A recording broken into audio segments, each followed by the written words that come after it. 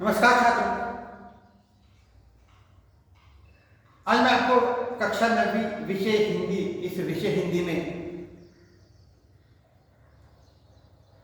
पहले इकाई में 7वां जो पाठ है उसका नाम है डॉक्टर का अपहरण और इसके रचनाकार है डॉक्टर हरिकृष्ण देवश्री और विधा का जो प्रकार है यह एक विज्ञान कथा है। पिछली दशक में मैंने पन्ना नंबर 22 पर फिर भी पुलिस ने वायरलेस से यह सूचना भी जारी कर दी थी, कहीं किसी एक्सीडेंट के बारे में जानकारी मिली तो सूचना तुरंत दी जाए। यहाँ तक का मैंने प्रकट वाचन किया था, उसके साथ साथ मैंने उसका स्पष्टीकरण भी दे दिया है। उसके आगे मैं उर्वरित का मैं प्रकट वाचन करूंगा, उसके साथ साथ स्पष्टीकरण देता हूं। तो छात्रों ध्यान दीजिए, आपके पास किताब रहना जरूरी है। कई दिन बीत गए, कोई सूचना नहीं मिली। चूंकि डॉक्टर भटनागर का कोई भी शत्रु न था, इसलिए यह शंका करना व्यर्थ था कि उनकी हत्या कर दी गई होगी। देखो, अलग अलग प्रकार के विचार उनके पत्नी के मन में आ जाते हैं। पुलिस अब केवल 2 ही सूत्रों पर विचार कर रही थी। एक ही कि कुछ गुंडों ने उन्हें छिपा लिया हो और सब उनकी पत्नी से मोटी रकम की मांग करे, और दूसरा यह कि कोई डाकू दल उन्हें किसी डाकू का इलाज करने के लिए ले गया।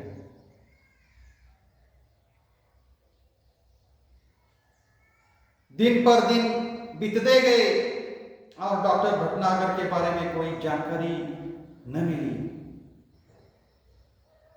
देखो, जानकारी न मिलने से पत्नी क्या हो जाती है, उनकी परेशान हो जाती है। उनके इस तरह रहस्यमय ढंग से गायब हो जाने से न सिर्फ पुलिस परेशान थी, बल्कि लोग भी भयभीत हो गए थे। आसपास के जो लोग रहते हैं वो भी क्या हो जाते हैं, भयभीत हो जाते हैं। यही कारण था कि डॉक्टर भटनागर के गायब होने का समाचार केवल एक ही बार छापा गया और बाद में भय का वातावरण बन जाने के कारण डर से उसे दबा दिया गया। धीरे धीरे कई महीने बीत गए। श्रीमती भटनागर निराश हो चुकी थी। इसका मतलब उनकी जो पत्नी है वो क्या हो जाती है, निराश हो जाती है। उनकी हालत पागलों जैसी हो गई थी। हर रोज सुबह उठती और दरवाजे पर आकर खड़ी हो जाती है, जैसे वह डॉक्टर भटनागर के आने की प्रतीक्षा कर रही है। बेचारे देखो, हर रोज क्या कर रही है, डॉक्टर भटनागर जी का इंतजार कर रही है, परेशान है, दुखी है।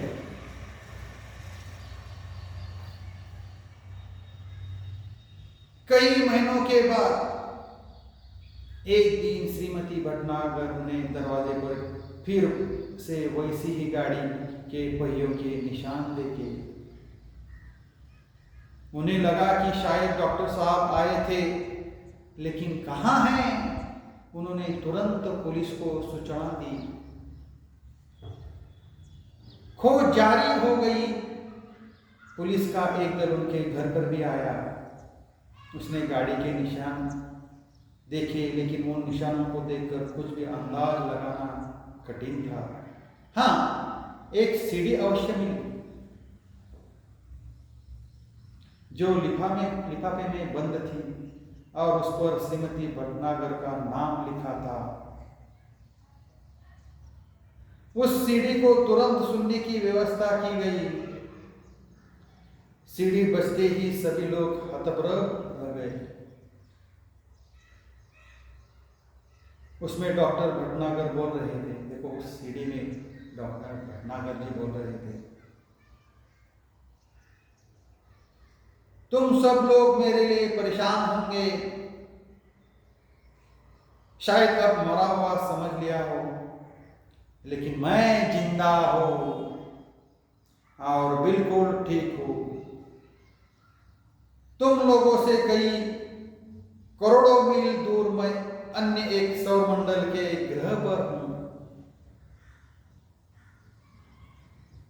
हम धरती वाले सोचते हैं कि शायद दुनिया में जो कुछ है वह हम ही है, लेकिन इस ब्रह्मांड में तो हमारे सूर्य जैसे न जाने कितने सूर्य हैं और सभी के अपने अपने ग्रह हैं। उन ग्रहों पर दुनिया बसी है और हमसे वे लोग कई गुना ज्यादा उन्नतशील है, प्रगतिशील है। मुझे यहाँ आकर अपने परिवार, मित्रों, देश और पृथ्वी से दूर का दुख तो बहुत ही ज्यादा है, लेकिन इस बात की खुशी है कि मेरा यह भ्रम जाता रहा कि दुनिया में सिर्फ हम ही हैं। मुझे उम्मीद है कि पृथ्वी के लोग मेरी इस बात से सब कुछ सबक लेंगे। हाँ, तो पहले सुनो वह कहानी कि मैं कैसे आया।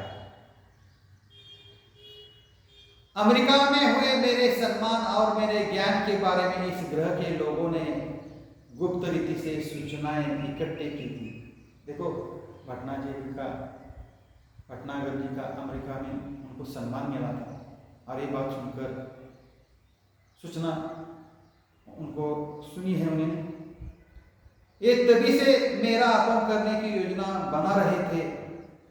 उस रात को जब मैं बाहर आया तब एक आदमी ने मुझे बाहर खड़ी सवारी पर चलने का इशारा दिया मकान के सामने। मैं अपने सहज भाव से आगे बढ़ा, लेकिन उस विचित्र यान को देखकर चौंक पड़ा। कौन? भटनागर जी। इसके पहले कि मैं कोई विरोध करता या भागने की कोशिश करता, 3 लोगों की मजबूत बाहों ने मुझे जकड़कर यान के अंदर डाल दिया। यान तेजी से घूमकर सू सू सू सू की आवाज करता हुआ आसमान में उड़ गया। घबराहट के कारण मैं बेहोश हो गया था और जब मुझे होश आया तो यह यान इस ग्रह पर पहुंच चुका था। मुझे एक विशेष किस्म का प्लास्टिक सूट पहनाया गया ताकि मैं ग्रह के वातावरण में अनुकूल रह सकूं। अब चूंकि मैं यहाँ आए हुए कुछ काफी समय हो गया है, मैं यहाँ से भागने की कोशिश भी नहीं कर सकता। इसलिए मुझे आप सब लोगों के लिए ये संदेश रिकॉर्ड करके भेजने की अनुमति दी गई है।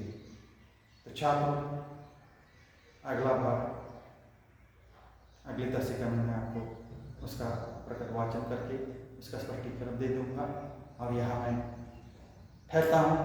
धन्यवाद।